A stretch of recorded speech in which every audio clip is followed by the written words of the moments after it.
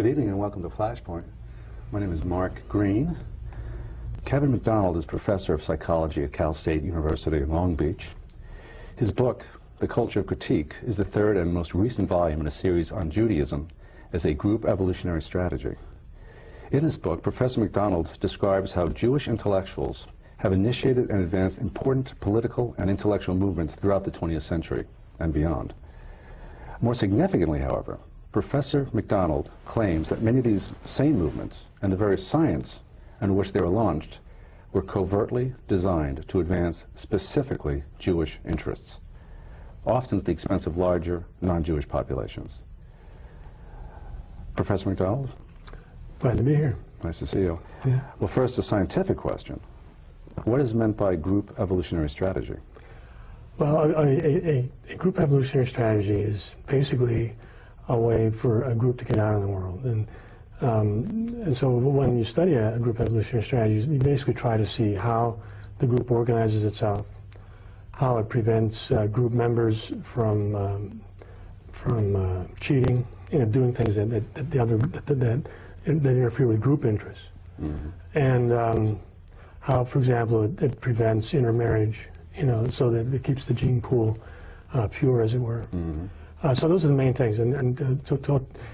For example, speaking about Judaism, over the centuries, it was quite common for Jewish groups to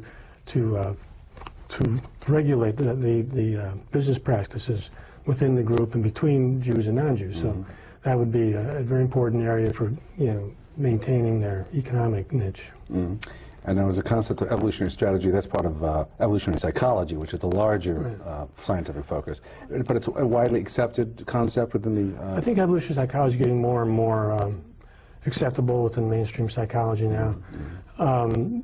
And it intersects with my work. It's not the whole thing, certainly, but one of the things I'm interested in is what psychological mechanisms are involved in ethnocentrism and group identity and group conflict. I mean, I wrote my second book was about anti-Semitism, so you want to know what psychological mechanisms are being triggered that result in between-group conflict. And those are, my view is that these mechanisms are evolved mechanisms. We are not blank slates. And as we come into these conflict situations with some very strong predispositions. And that's why we see ethnic conflict around the world today, as we have throughout the past. So it's your opinion and others that we're hardwired, as it were, to have certain proclivities? Well, yeah, proclivities. I don't like to use the word hardwired because there are certain environmental influences and there are a lot of context effects and so on. But yes, we tend to have negative attitudes towards out-groups.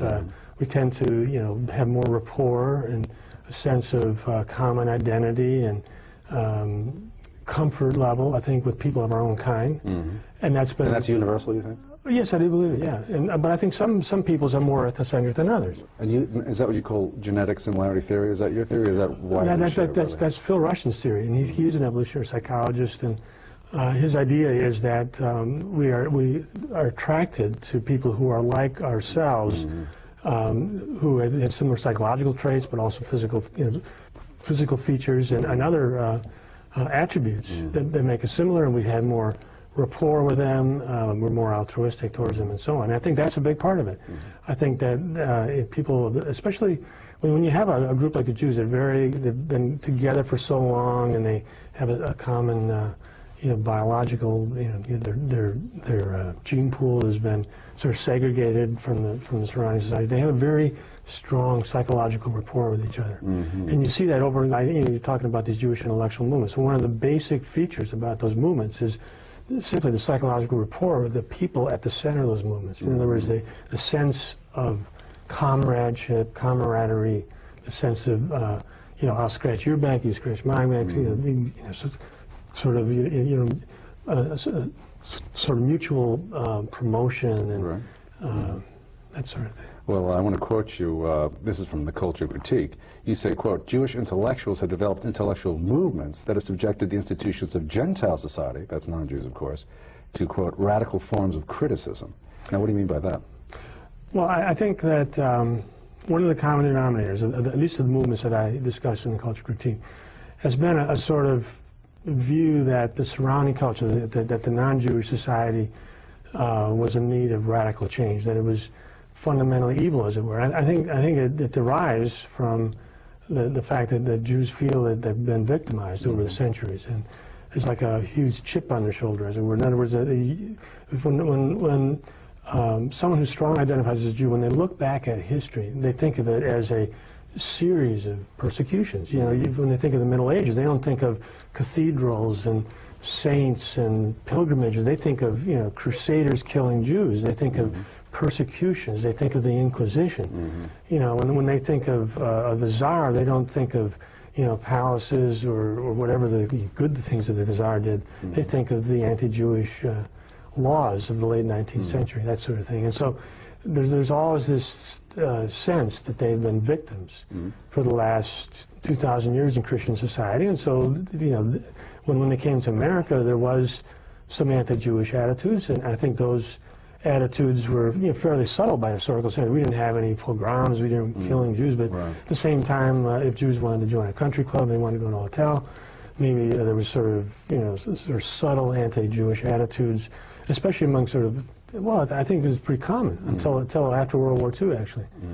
But well, that sort of thing was then, as soon as that happens, it's sort of put in the psychological bin of this is the part of the long history of Western culture that culminated in the Holocaust. Well, they would naturally say, can you blame them? What do you say? Well, I think that's a reason. It's not unreasonable. I think that's it's understandable, and that's what I'm trying to say. That when you want to understand this, you have to understand the psychological mechanisms involved. And from their point of view, you know, they see Western culture as an out-group culture.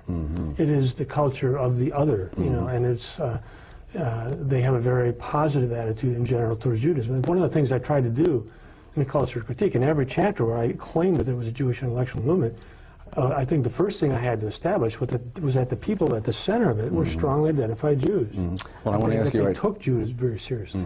Well, I want to ask you now about those numerous significant movements, to say the very least. But what do all these intellectual movements have in common besides Jewish leaders and a Jewish core of disciples? Is that basically it right there? That is certainly an important. That's, I think, the main thing.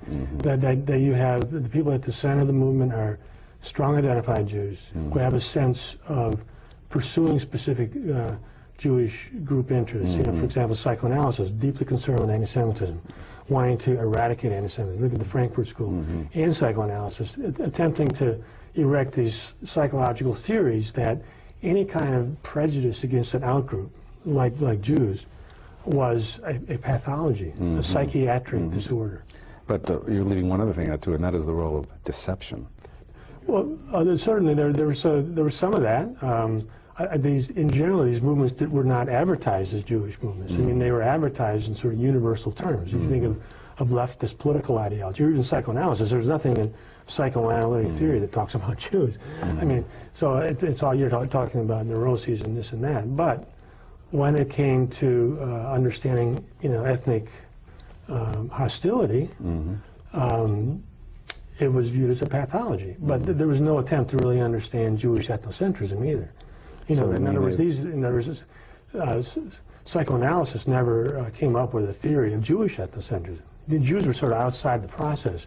The attempt was to sort of put Western culture and people who had negative attitudes towards Jews, put them on the couch, make them sort of the problem. So it was so like Marxism, which we'll get to in a moment. The Jews are given sort of a privileged status, and whereas Christians were persecuted under the communists, this is following the Russian Revolution, if I understand you correctly, they accorded room for people to maintain a Jewish identity in post-revolutionary Russia, for instance, and elsewhere? Yeah, actually Marxism is very interesting from a standpoint of a Jewish intellectual movement, because there's no part of Marxism that talks about Jews. I mean, it's universal. It's about class struggle. And yet, in the post-Soviet Union, it was, you know, they came to grips with these various national groups, including Jews. So Jews were allowed to keep their identity in the post-Soviet world, and of course, many did. I mean, when 40, 50 years later, when you started to have people wanting to emigrate to Israel and so on, these people still had very strong Jewish identity. They didn't, you know, Judaism didn't stop in the Soviet Union, far from it. But it always had this veneer of universalism. And so when Jews were the backbone of the American left, you know, it was the official ideology was a universalist ideology. They never talked about their Jewish commitments. Again, with leftism, there were specific Jewish interests, especially eradicating anti-Semitism. That was, I mean, the Marxist ideology was that once you got rid of all this class society, and you would get rid of anti-Semitism too. And I think also, you know, the fact is that Jews did see themselves as part of this managerial class that would manage the revolution. And in fact, they were in the Soviet Union. So, yeah, one of the first things the Soviet Union did was outline anti-Semitism. And Jews formed a very elite group within the Soviet Union until there started to be anti-Jewish sentiment that creeped to the surface, especially after World War II. But until that time, Jews were certainly an elite in the Soviet Union. Well, since you've written 3 books on the subject, I want to ask you a general question about Judaism. Now, is Judaism a religion as it's widely advertised, or is it a racial or ethnic identity? It's both. That sort of goes back to the first book I wrote on Jews called The People That Shall Dwell Alone, where I talk about the fact that if you look at the Jewish religion, it basically, one of the main things about it is that there's an attempt to segregate the Jewish gene pool. In other words, to make sure that there are no out marriages and so on.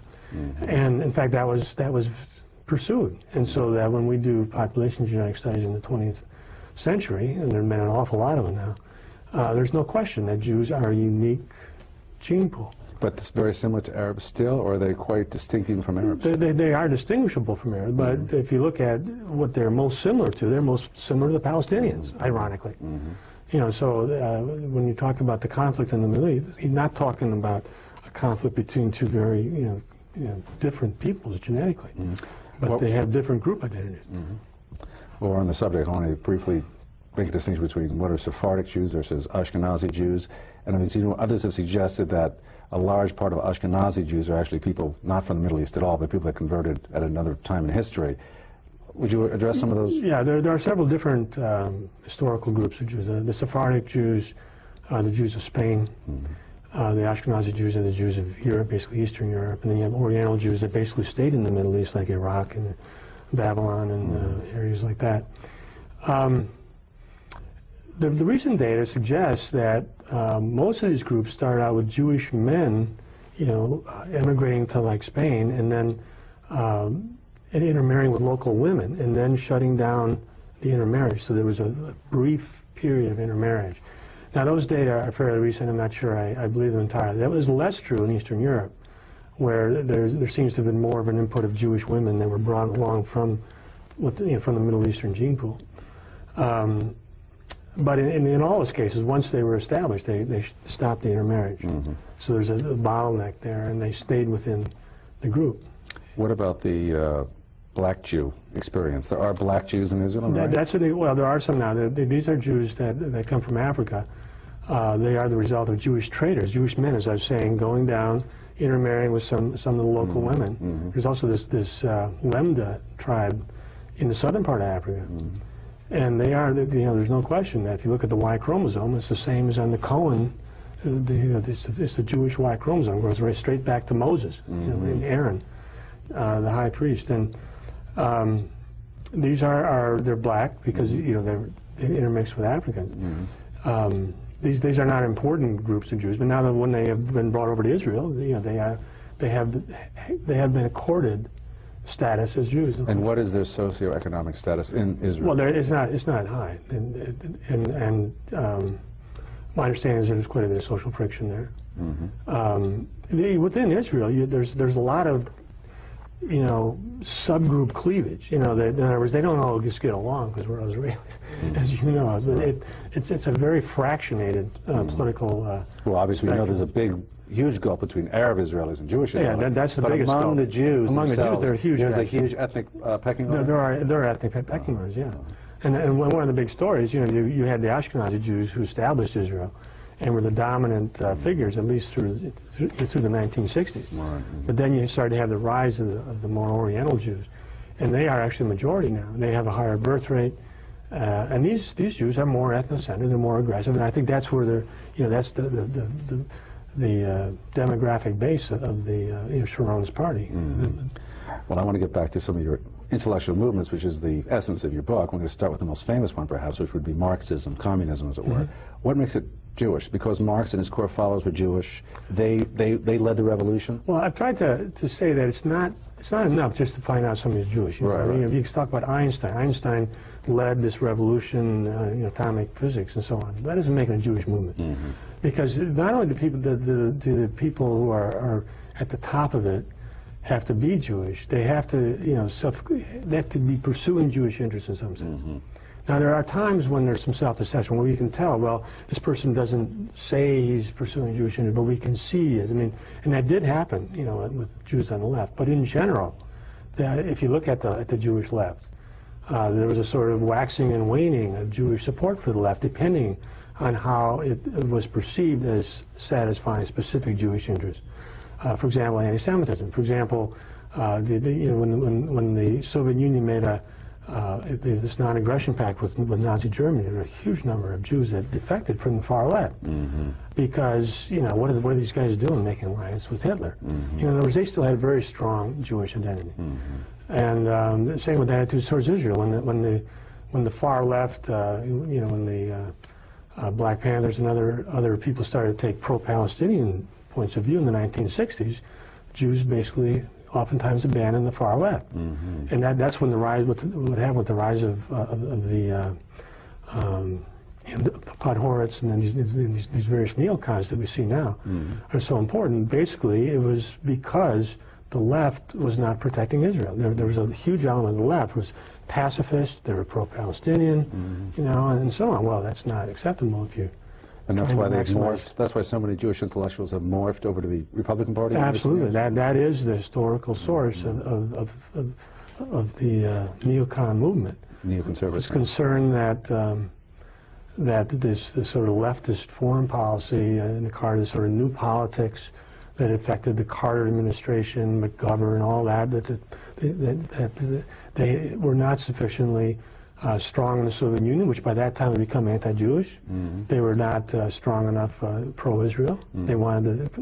They wanted Israel to compromise. President Carter was putting a lot of pressure on Israel to compromise, to withdraw to the 1967 borders. Well, that's not acceptable if you're a neocon.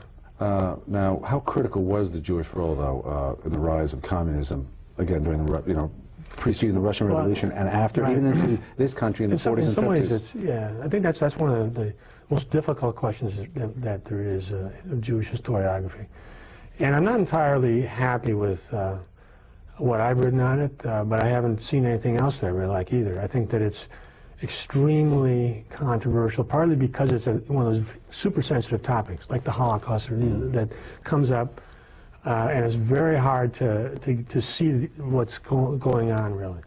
But there's no question that Jews were radically overrepresented among the revolutionaries, and that as soon as the Bolsheviks came to power, that the Jews in Russia sort of gravitated to them, because certainly their main agenda was to topple the Tsar. The Tsar was seen by them correctly as anti-Jewish. Now, I don't think he was as anti-Jewish as they thought he was. It wasn't, life wasn't a horrible, unending disaster for Jews in Russia before the revolution. But it certainly wasn't great. He had some anti-Jewish laws and so on. And so if you look at the sort of international picture from 1880 to 1920, all the Jewish international organizations, had their main agenda was to topple the Tsar. What about the after the revolution in the United States? We hear a lot about the witch hunts and so on. What about the Communist Party USA? Well, if you look at the far left of the United States, there's no question it had a Jewish backbone. Beginning, actually before that, if you look at the Socialist Party, Jewish neighborhoods in New York had, the socialist congressmen. They were very positive about the Russian Revolution, the Bolshevik Revolution in 1917. Jews, many, that's not controversial. There's some things that are controversial. That's not controversial. Okay. That there was a huge involvement of Jews on the left of the United States as radicals and in supporting the Soviet Union, from the Socialist Party to the Communist Party. There's no question that that's the case. But you say that the Jewish role has been sanitized to a great extent. Sanitized. Well, I think now that you've had the fall of the Soviet Union, and you've had the fact that the Soviet Union has acknowledged all these enormous crimes. That, you know, Stalin killed 20 million people by 1940. The police state nature, and you know, that whole thing. Well, if you want to say that Jews were an essential part of it, which I think they were. I mean, my view is that without Jews, you would not have had the success of the Bolshevik Revolution. It would not have taken the direction it did. I think that's a reasonable point of view. What about the 60s in this country, which you describe as a watershed, a cultural watershed in our country? Was there a pivotal, a vital Jewish element in what happened in the 60s? Absolutely, because Jews were still the main force on the left.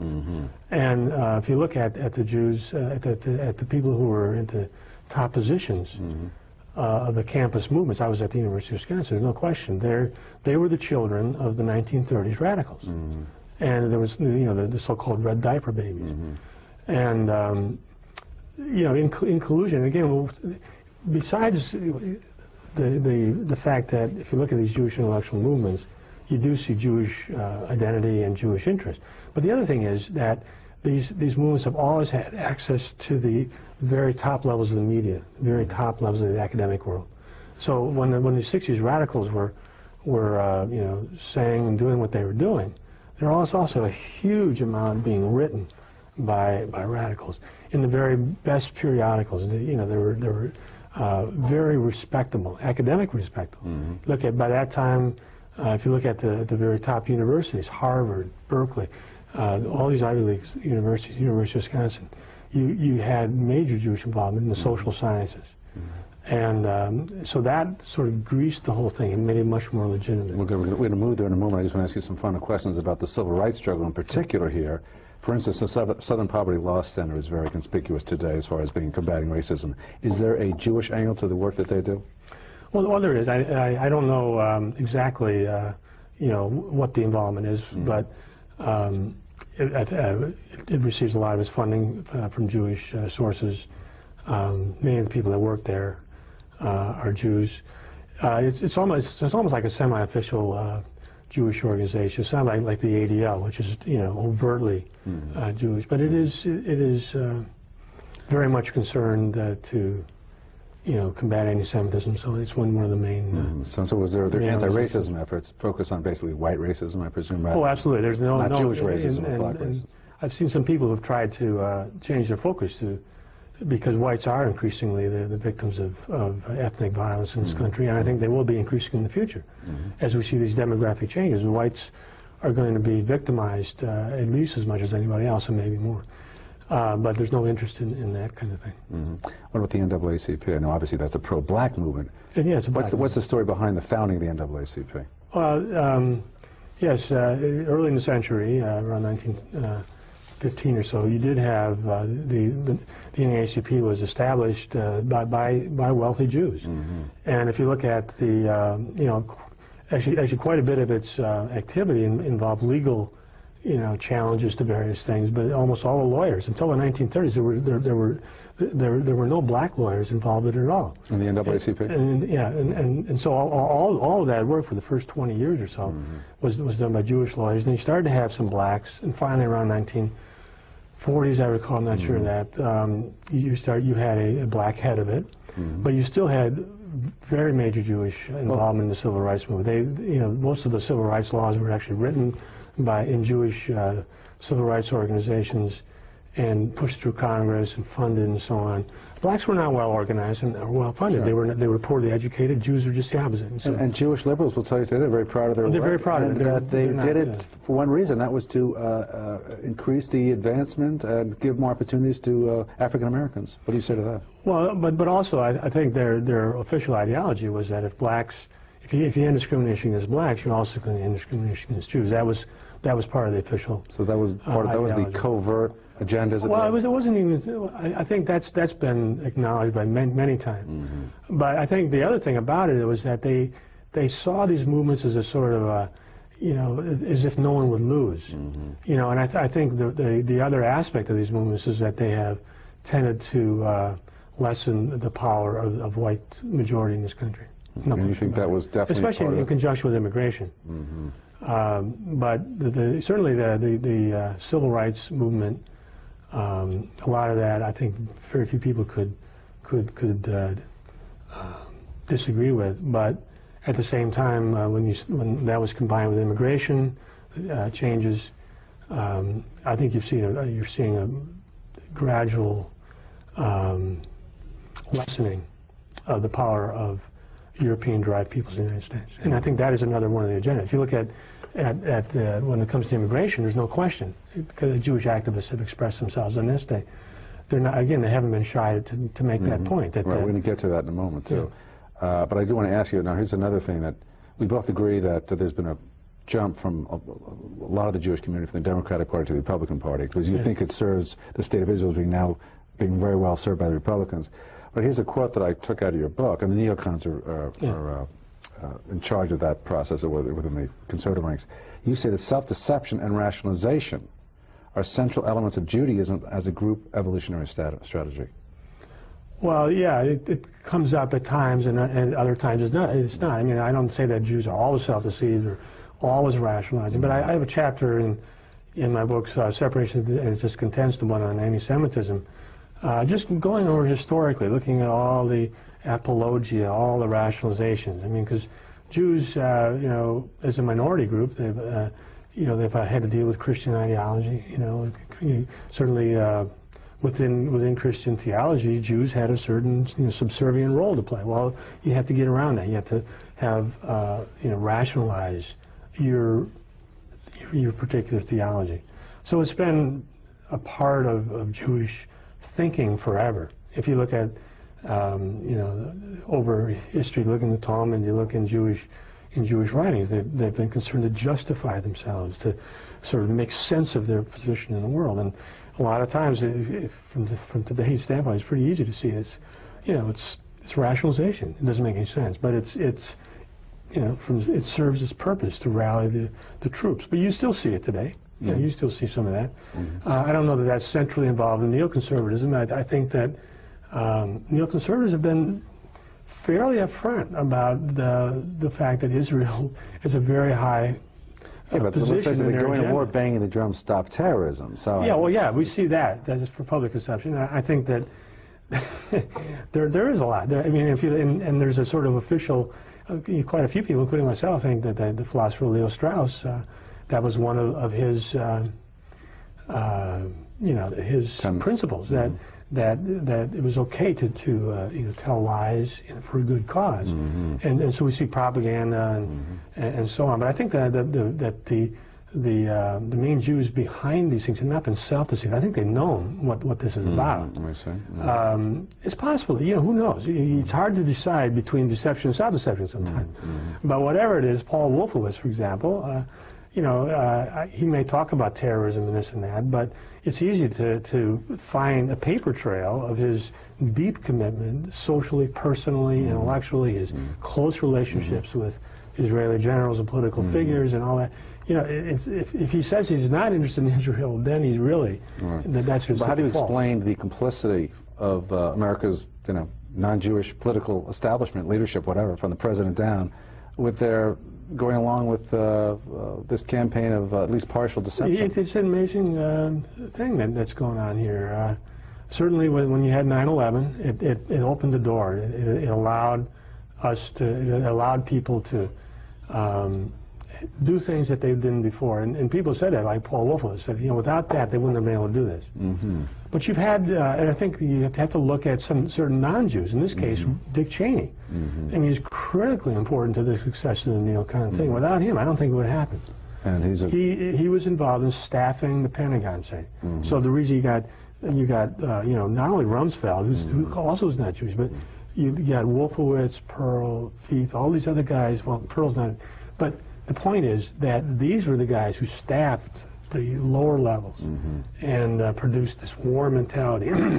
Like many people, I don't think George Bush is really, in charge of his own administration. When it comes to this thing, I think that he's been pushed in this direction by Cheney. And so one of the things about the Jewish intellectual movement, another trait, is that they have always had non-Jews recruited. If you look at the left, they've always recruited non-Jews. I have a little footnote in my chapter on the left, where I was recruited when I was a student to give a talk about how, why someone from a small town in Wisconsin would become a political radical. But it was obvious I was very different from the rest of them. I wasn't Jewish. I was, But and if you look at psychoanalysis, you have people like Ernst Jones.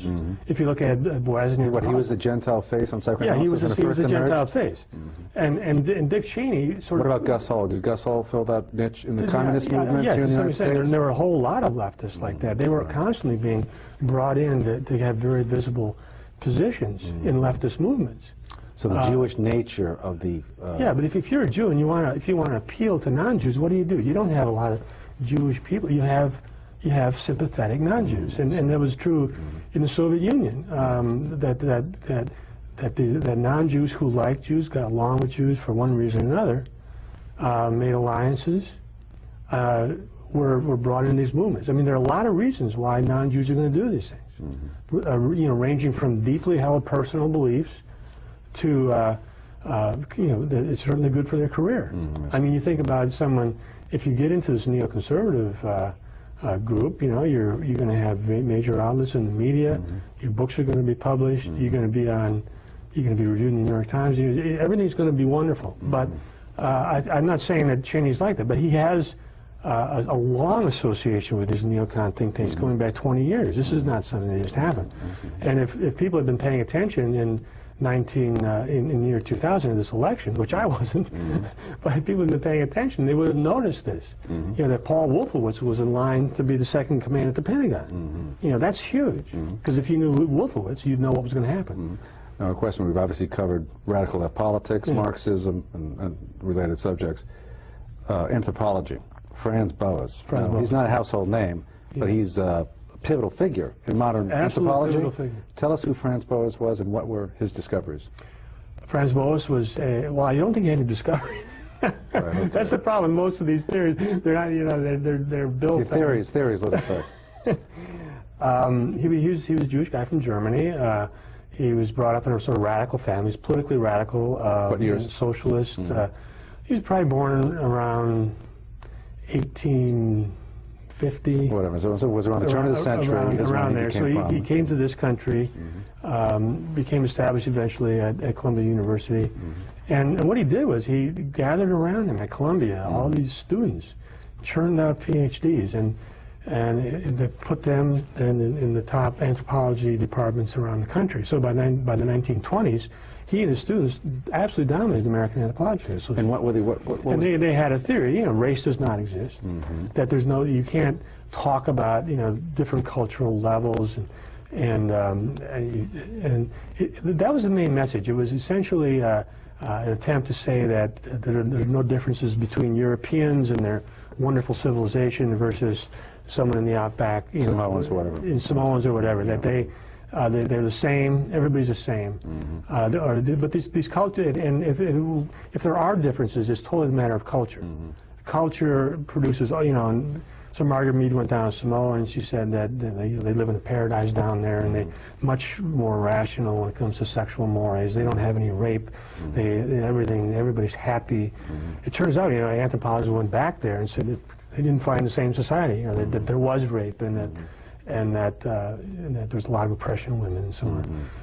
So it was a story that was propagated. Was it used to deconstruct a sense of white superiority? Absolutely. That was prevalent at that time? That's exactly it.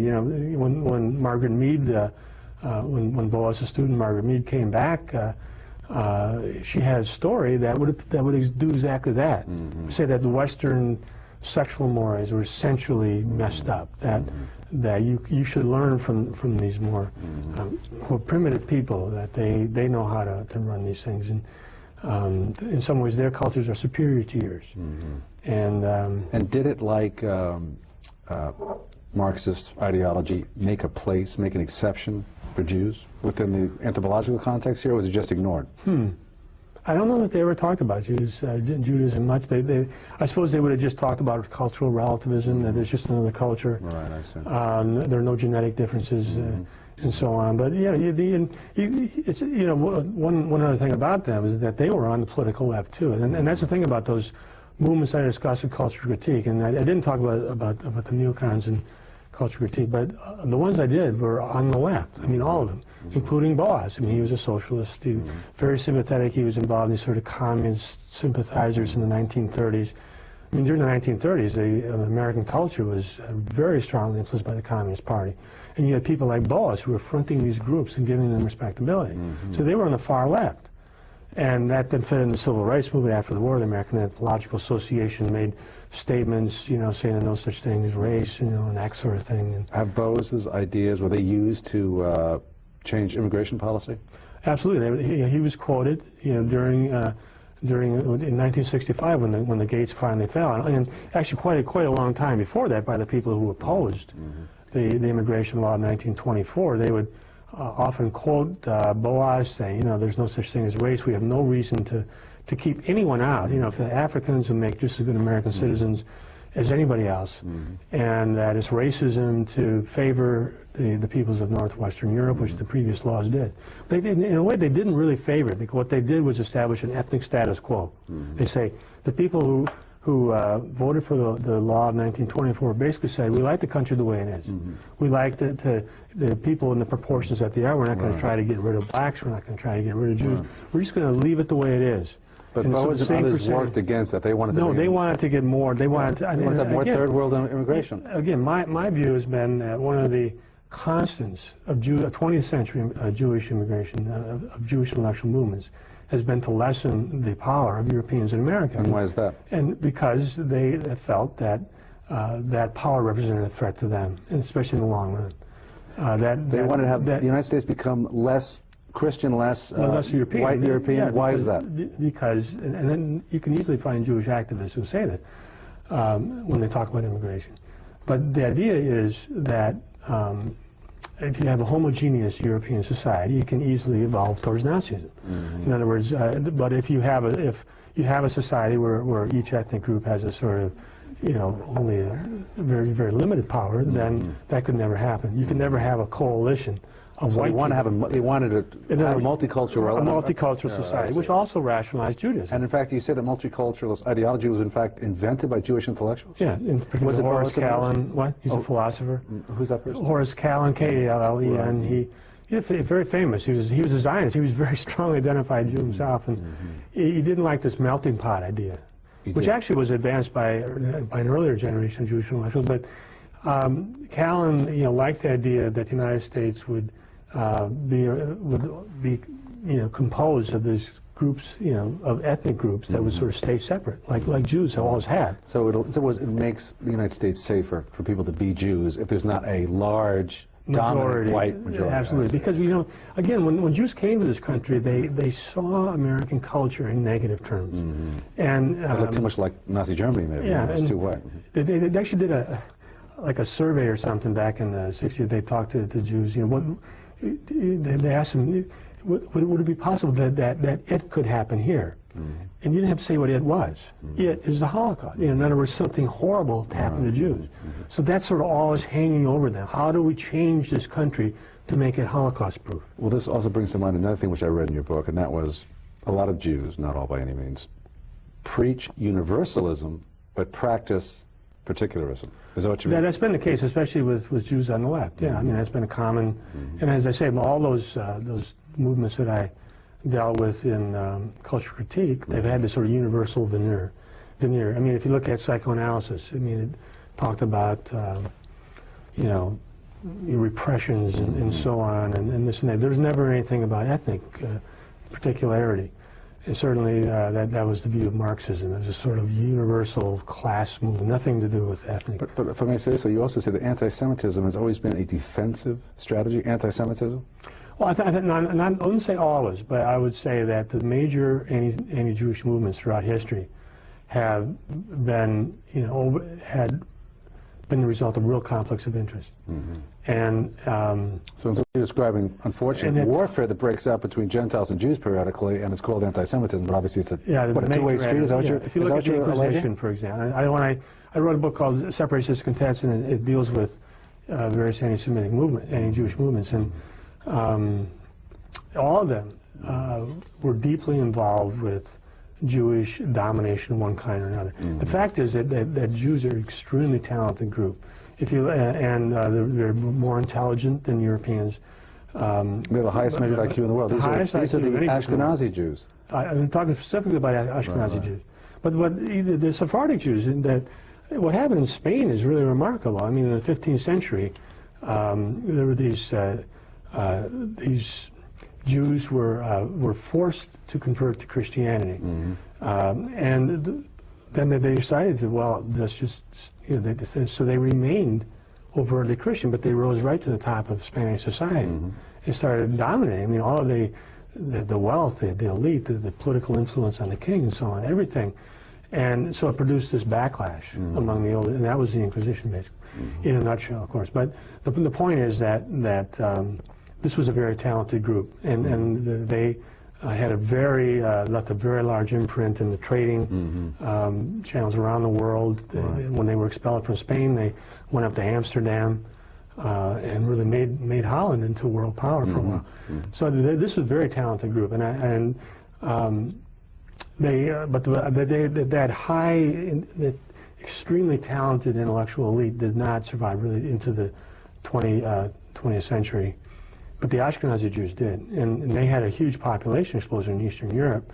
This is a very talented, very energetic, extremely intelligent group, and that's why, certainly other groups, we talk about blacks and Jews, if you think of the contrast there, early in the century, where that's why a lot of white conservatives have always been suspicious of the alliance, given the fact that blacks in Israel are not given the special alliance status that they enjoy here with Jews in the United States. That's true. Crypsis, as you've used in your book. The word crypsis appears continually. Is that what you often allege? Well, especially in times past, that has been a theme.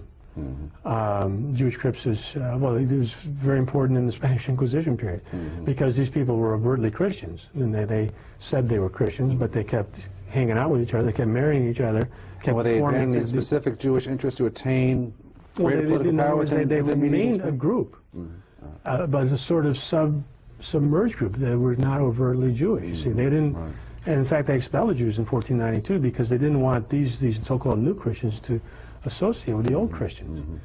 Well, we're going to move on to Freud in a moment. What were the immigration events of 1924 and then 1965? Because I think they've had a profound impact on today's country, and with more to come. But what happened in 1924 briefly, and then of course 1965, which was also extremely significant. Well, in the law of 1924 was a major defeat for Jewish organizations. Jewish organizations had basically kept immigration going. If you were taking a poll around 1900, the majority of Americans wanted to end immigration. They thought that we had enough people. But that's been an attitude that's been going on forever. What happened in 1965? I know that the Jews didn't get the open admissions that happened in 1955. What changed in 1965, which has opened up the borders to Mexico and other places in the Third World?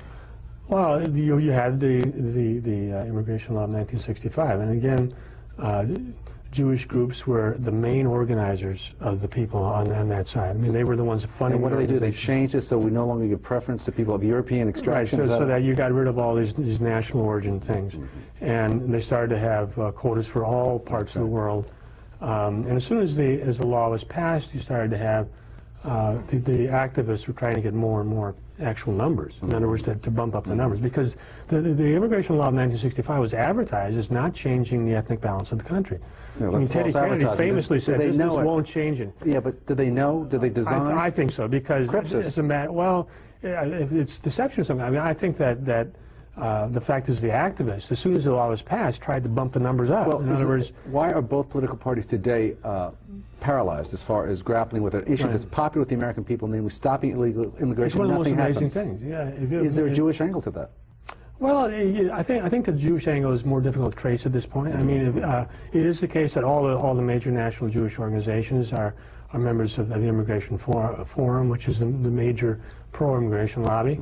But you also have a huge, in California, there's a huge involvement of Mexican activists in favor of immigration. Right. But so you have business activists. It's not a simple story anymore. Yes, right. But now, of course, I think you have a feed-forward situation now where the more immigrants you get, the more the there's going to be pressure to increase the amount of immigration. Well, let me ask you another question about Sigmund Freud, another one of these brilliant Jewish intellectuals, obviously the father of psychoanalysis. You say psychoanalysis, Freud's movement, remains fundamentally an ethnic movement? And we're getting low on time here. Even, yeah. Well, it certainly was at the beginning, all of these psychoanalysts at the beginning.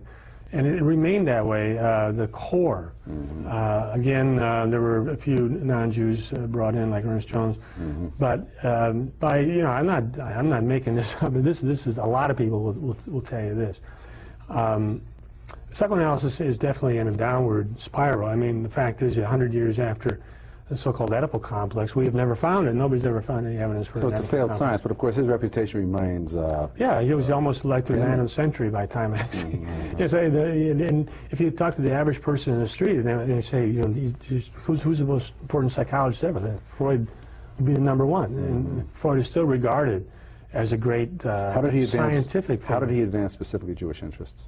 Well, I think he thought of himself as someone who was battling Western culture. He thought of himself as Hannibal. So he wanted to deconstruct a lot of myths about what noble, maybe spiritual myths a lot of Christians cling to as far as the things that motivate them from day to day. Is that right? In other words, he offered a more cynical... You thought you were motivated by the highest civilization and all that, but you're motivated by the fact that you had the sexual repressions, and that's producing... So you, in other words, it changes your view of yourself.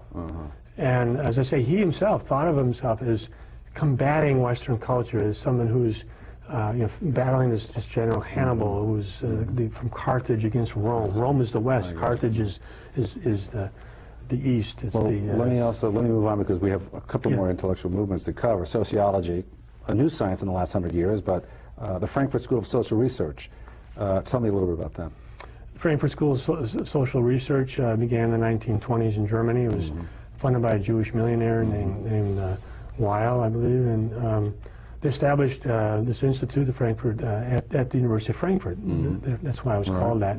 These people were on the political left. They were Marxists, but they were, sort of sophisticated Marxists, and they started to have doubts about Marxism with the rise of Hitler, because that showed that this Marxism itself could not appeal enough to these working class people who gravitated to Hitler eventually. Hitler was very popular. So anyway, as soon as Hitler came to power, he expelled them from Germany. They came over to this country, and that's when a lot of their most influential research was done. They wrote a book called The Authoritarian Personality. It's funded by the American Jewish Committee. All the central figures in this movement were Jewish. Max Horkheimer. Max Horkheimer, you say? Yeah, he was the head of the Frankfurt School, and then T.W. Adorno was another major player. And the point of the authoritarian personality was that ethnic prejudice is a psychopathology, that there's something wrong. It's not just that you're, mean-hearted or have... so it's actually a sign of mental illness. Mental illness. You're something. And didn't Freud do the same thing? It's similar, and they drew a lot on Freud. If you look at the authoritarian personality, there are whole chapters where they, it's very psychoanalytic. But it's a little bit of a twist, and it was more. It had a very large influence, because at that time you had the rise of the human relations movement, which was basically funded by the ADL and these other Jewish organizations. ADL. Yeah, and you started to have all these programs in the school system. I remember hearing about the authoritarian personality when I was in grade school in New York City. They linked Nazism to. I remember them saying that they were lower education. They kept making the link between lower education and lower income, not motivated to anything more than, I guess, I don't know. I think that actually that's another aspect of Jewish intellectual movements that I haven't really discussed much, is this sense of intellectual superiority and moral superiority. But intellectual superiority is right there. In other words, I think Richard Hofstadter famously said that when he was thinking about conservatives, he couldn't think of any idea worth even mentioning. And it was like so far beneath their intellectual level. The only people who were doing any thinking worth considering was the left, and this was the Jewish left, basically. Well, so it was a social science with a political agenda. Any scientific value at all, or basically a lot of smoke and mirrors? Well, I wrote a whole long chapter on the authoritarian personality, and I think it's completely muddle-headed. And psychologists from day one, I mean, one of the most interesting things about this is if you go back into the 50s, right after it was published, you had well-known, very, competent psychologists saying, looking at these scales don't make any sense. Well, there's nothing here. But it didn't matter. You see that, and that's the thing about psychoanalysis too. If you go back, you can find guys in around 1912 say, "Where's the evidence? Where's the data?" Well, same thing with Freud, of course. Yeah, right? that's what I'm saying. Psychoanalysis, that there was no data for the Oedipal complex, nothing, and so they went for 100 years without feeling any need to come up with any data. It's one of that is one of the most amazing stories in science, in the history of science, that you have this movement that retains its momentum.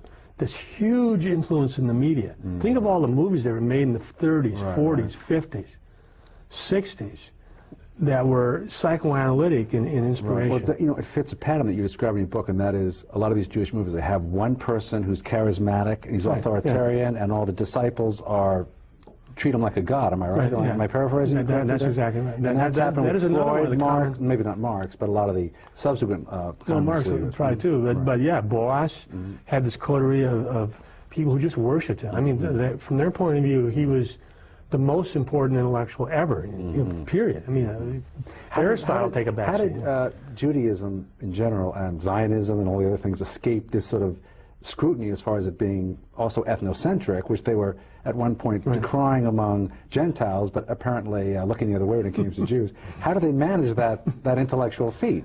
And we're still seeing that, aren't we? I mean, that is another one of the major stories here, that when it comes to ethnocentrism, we are constantly being told. I mean, if you look at the authoritarian personality, it's a fascinating example.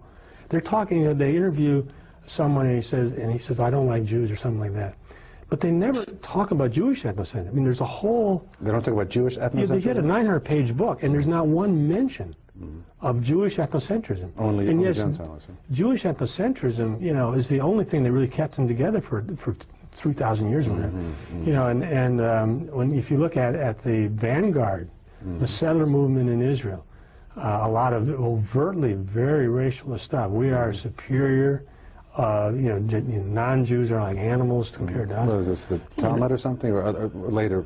I'm talking about the settlers. I mean, a lot of these people right now in Israel. Yeah, in Israel, that these people have these ideologies. Well, yeah. But the ethnocentrism is palpable. It's buried. It's right there. It's buried. Yeah. Now I want to move on to the literary world. Yeah. Another Jewish intellectual movement, cultural movement, let's say, literary, and that is the New York intellectuals. Now, who were they? When was their heyday, and are they still with us? Well, they are with us in a sense. I think the heyday was I'd say from the late 1930s through the 50s. You had journals like the Partisan Review, and you had edited by Philip Roth and Rob and Philip, and these people. Philip Roth, and name some others. No, well, I'm not saying. No, his name was Rob, R-A-H-P, that was the center of it. But it was extremely prestigious. This was not; these people did not have PhDs necessarily, but it grew up to have this incredible prestige and a really big influence in the literary world. And does it fit that pattern where you have a handful of glorified people with a kind of coterie of You certainly have this strong sort of ethnic networking. Where people are pushing each other. People like. Seymour Martin Lipset was a sociologist. You had Clement Greenberg, the art critic. You had, and there's a sort of second generation people like Saul Bellow. And see the influence now, because these people became anti-Stalinist left. The other thing that we sort of forget here is that even though most Jews, say in the 30s, 40s, 50s, on the left were with the Stalinist, left, but you had a very robust anti-Stalinist left, and they became more anti-Stalinist, although less so than because anti-Semitism, anti-Jewishness started to emerge. I think that was a big part of it, but certainly people started to be aware of the crimes of Stalin, and it became indefensible, really. Now these movements have become fundamentally irrational. Some of these movements. That's what you said. I think that you look at psychoanalysis. What I'm saying, they're irrational in the sense that they pose as science. But they're not. I mean, and that's a classic example. Or look at the authoritarian personality, the convoluted, these scales that don't make any sense. The fact that only right-wing conservative people can be prejudiced when you see these left-wing people who are obviously bigoted in various ways, you know. Right, so it became it was obviously a politically motivated program. You look at Boasian anthropology; it's the same kind of thing where it was like anti-science. It was like, we're not going to have any sort of systematic investigations of culture until we can completely get a theory. But they never got a theory. So you just have all these, you know, infinitely variegated cultures, and they're sort of there, and that's the end of it. But you stop thinking in terms of trying to explain those cultural differences. What about genetic differences, for example? Not part of the game anymore. Now I want to. What about warfare? Not part of the game. Now I want to move to more contemporary issues. Of course, we're at war right now. To what extent are Jewish interests? We already covered this. I've just written a long thing being about furthered by a war in Iraq. We're getting low on time. Oh, we're getting low on a 1 to 10. Okay, well, the main thing is that you know, this is the work of the neoconservative movement, and at the very center of the neoconservative movement, you have you know, these very important think tanks. The American Enterprise Institute is perhaps the main one, but also the Jewish Institute for National Security Affairs. You have AIPAC. You know, you have the Washington Institute for Near East Policy, but then you have you know, the very important figures in the media, you know, like Bill Kristol, editor of the Weekly Standard. But what about even the mainstream, all the mainstream publications from the New York Times down?